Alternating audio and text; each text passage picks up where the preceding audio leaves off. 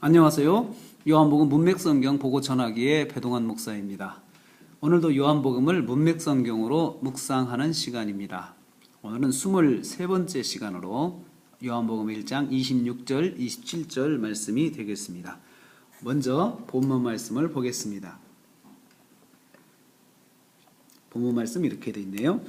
요한이 대답하되 나는 물로 세례를 주거니와 너희 가운데 너희가 알지 못하는 사람이 섰으니 곧 내 뒤에 오시는 그이라.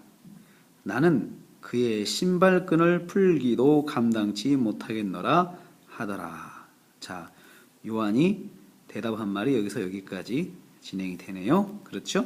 그러면 문맥을 보면서 말씀을 묵상하겠습니다. 자, 문맥을 보겠습니다. 문맥을 보니까 주문장이 하나입니다. 요한이 대답했다 이 말이네요. 그렇죠? 요한이 대답했어요. 이것이 그러면 중심 문장이네요. 그렇죠? 제목이 되죠. 묵상의 큰 제목이 된다는 거죠. 요한이 대답한 것을 내용으로 갖고 있는 거죠. 자, 그러면 이하에 있는 말을 7하 원칙으로 정리를 해볼까요? 자, 대상입니다. 누구에게? 대상이죠. 누구에게 했느냐? 그 다음에 나는 물로 세례를 준다. 대답한 내용이네요. 자, 내용. 대답했어요. 무엇을? 내용에 해당되는 거. 1. 나는 물로 세례를 준다. 그 다음에 두 번째. 한 사람이 너희 가운데 섰다. 무엇을? 2. 내용이. 그렇죠? 그리고 나는 감당치 못하겠다. 무엇을? 3. 그렇죠? 그래서 다시 보면은 요한이 대답했는데 누구에게 대답했고 뭐라고 대답했고 1번 뭐라고 대답했고 2번 뭐라고 대답했고 3번이 이렇게 되네요. 그렇죠? 그래서 여기에 있는 내용들을 한번 이제 정리를 해 보겠습니다. 정리를 해보면요. 이렇게 되겠어요.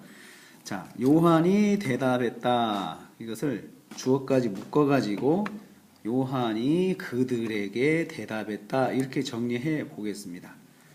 요한이 그들에게 대답했다. 자, 제목. 자, 제목은요. 제목이 여기 이대로 옵니다. 제목. 요한이 그들에게 말했다, 대답했다, 말했다. 자, 앞에 25절로 이어지는 거죠. 자, 그러면 그들에게 대상이 먼저 정리가 이 제목으로 왔으니까 바로 무엇을 했는가? 첫 번째 내용 나옵니다. 나는 물로 세례를 준다.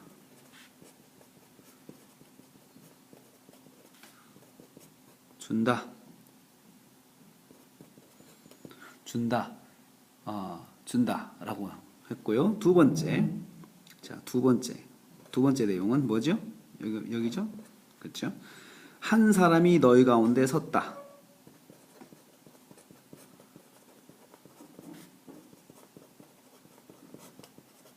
가운데 섰다. 그렇죠? 한 사람에 대한 설명이 나옵니다. 한 사람 어떤 사람이에요? 너희가 알지 못하는 한 사람.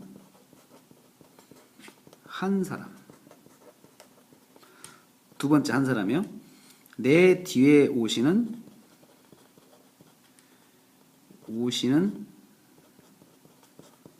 한 사람. 자, 세 번째 이거 내려오죠. 나는 감당치 못하겠다.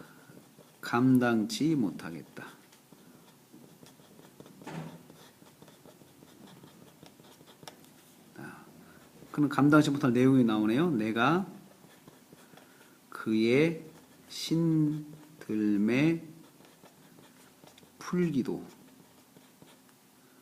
풀기를 감당치 못함. 이렇게 돼 있네요. 그렇죠? 그러면 오늘 말씀 이걸 가지고 다시 한번 묵상 교회를 보겠습니다. 자, 제목은 무엇입니까? 자, 제목 보겠습니다. 제목은 요한이 그들에게 말했다. 그들에게 말했다. 말한 내용 첫 번째, 나는 물로 세례를 준다. 두 번째 내용, 한 사람이 너희 가운데 섰다. 자, 한 사람에 대한 강조점이 있네요.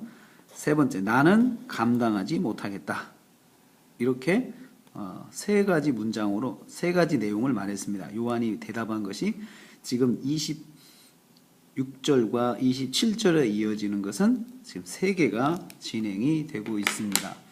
그러면 이걸 가지고 묵상을 해 보겠습니다.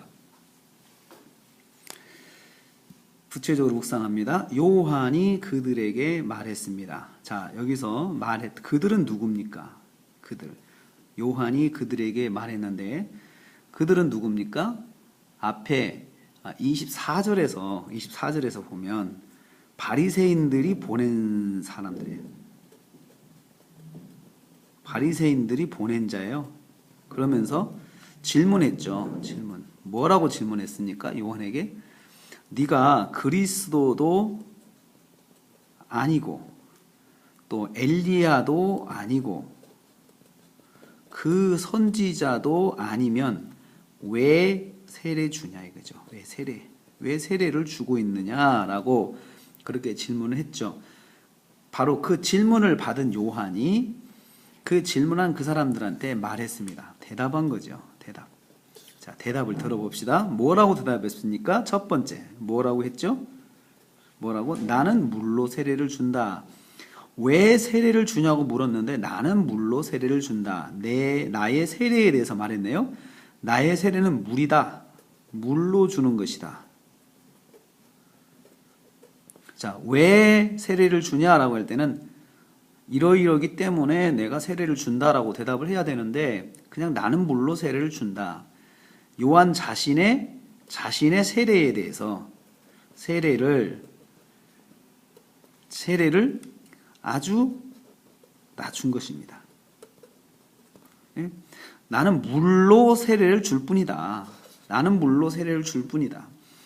다시 자신의 세례에 대해서 왜 주냐는 대답보다도 자신의 세례의 가치에 대해서 이야기를 합니다. 나는 단지 물로 세례를 줄 뿐이다. 이것을 첫 번째 이야기를 했어요. 두 번째 이야기는 한 사람이 너희 가운데 서 있다. 한 사람이라고 딱 지명해서 한 사람을 지정을 했습니다. 너희 가운데 질문한 사람들 뿐만 아니고 이스라엘 백성들 전체를 말하죠.